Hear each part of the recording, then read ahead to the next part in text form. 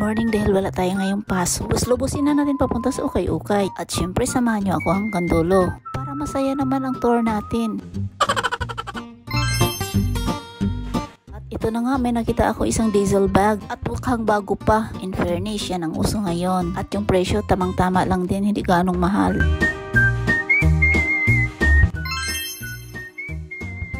Ay grabe naman pala tong silin, ganito pala ang presyuhan nito. T-shirt lang yan at sikanhan pa.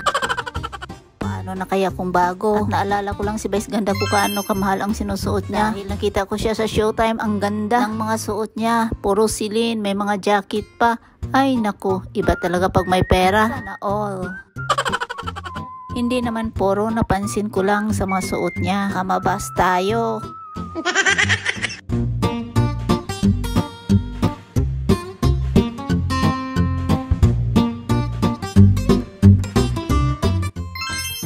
At ito naman ang isang Prada, napakaganda rin ng kulay. Pero pag tinignan mo naman yung puwet, parang overuse na din. Grabe, binibitawan pa to oh. Pagtapos pagsawaan, talagang nilagay na lang dito.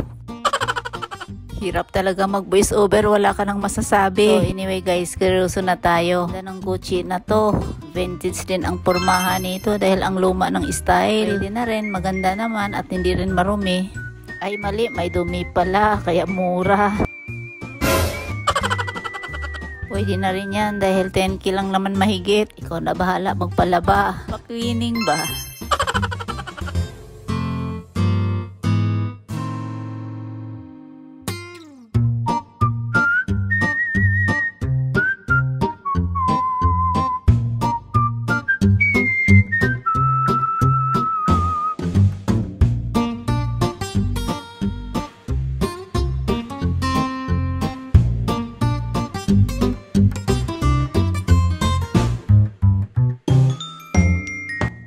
Ito naman isang silin. At vintage din ang pormahan. Ibig sa vintage, ito na ang hinahanap nyo.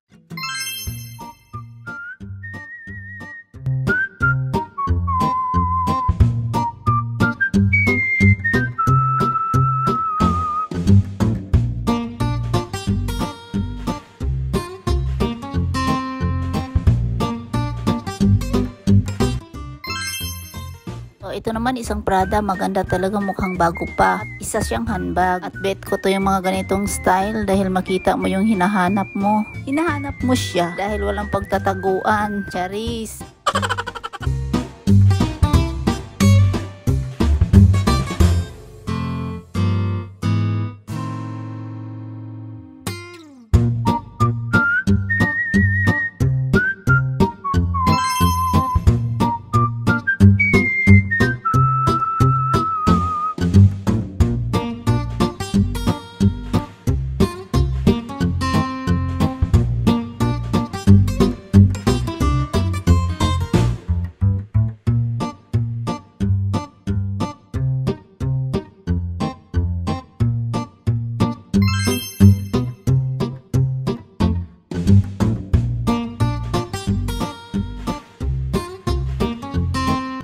At ito ang napansin ko, napakaganda, mukhang bago pa. Tingnan nyo naman, oh, walang kadumi-dumi at ang ganda talaga to sa personal.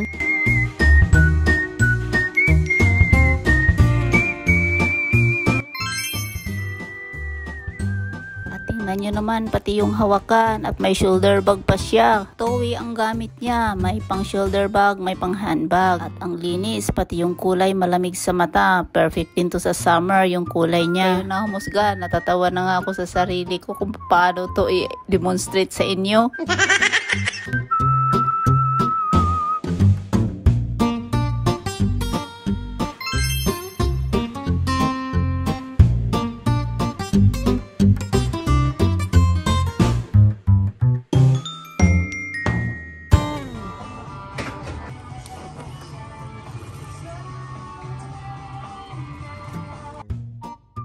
May nakita akong mga flat shoes dito. Maganda, talagang totoong leather ito dahil branded. At nakalagay na sa screen yung presyo niya. So lang ang liliit naman.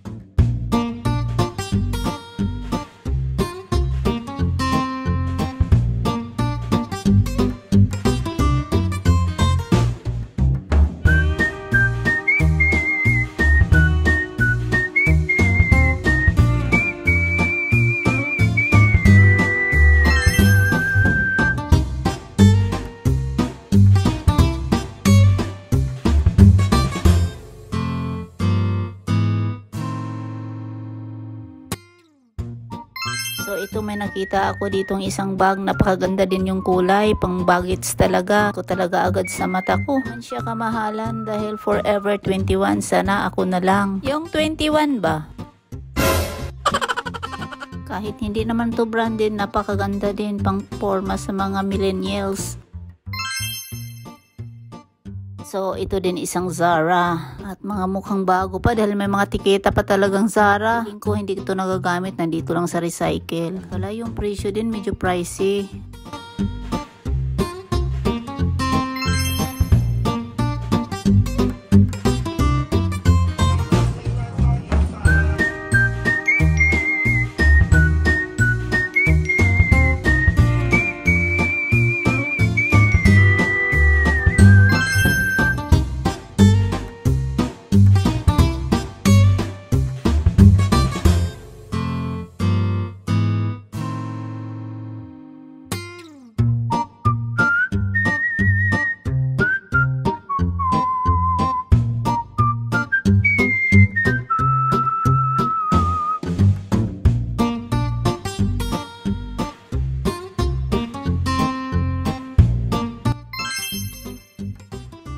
So, ito namang nakasabit dito, puro sila lahat Prada. Alam nyo naman, sa pangalan palang Prada, mga mamahalin na yan. Hindi na ako nagtaka, bakit ganito mga presyo? Parang supot lang naman tingnan. Ang liliit ng mga bag na to.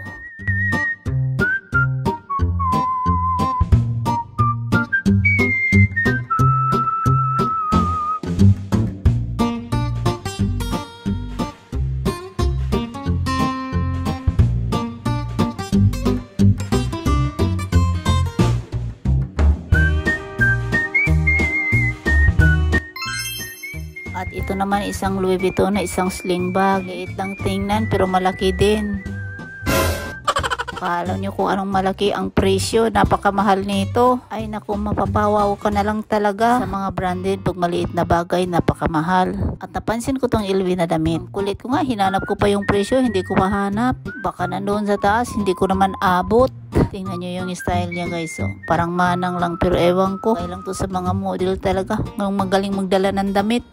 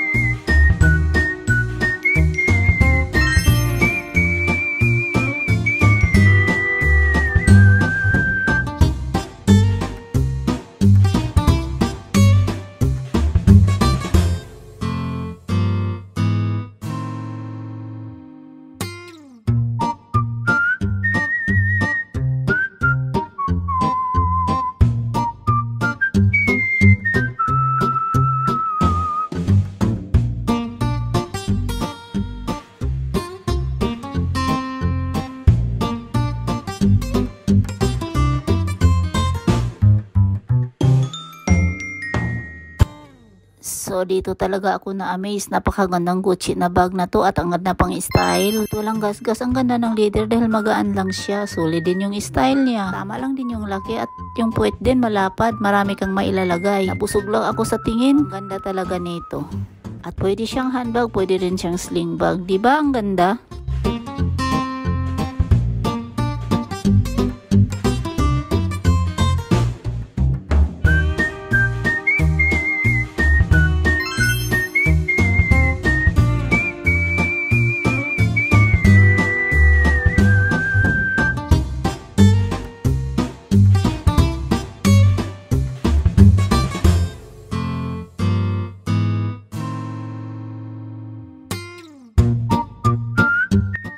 Kumuha tayo ng shot doon sa may salamin. Yan naman mga presyo ang salamin, ang gaganda talaga dahil hindi pa yan laspag.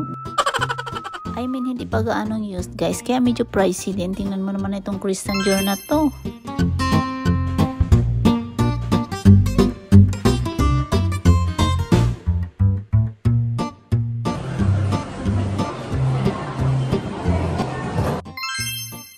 dito naman tayo sa mga sombrero, mga prinsyuhan talagang sombrero guys. Tingnan nyo naman kayo na humusga. Napakaraming maganda.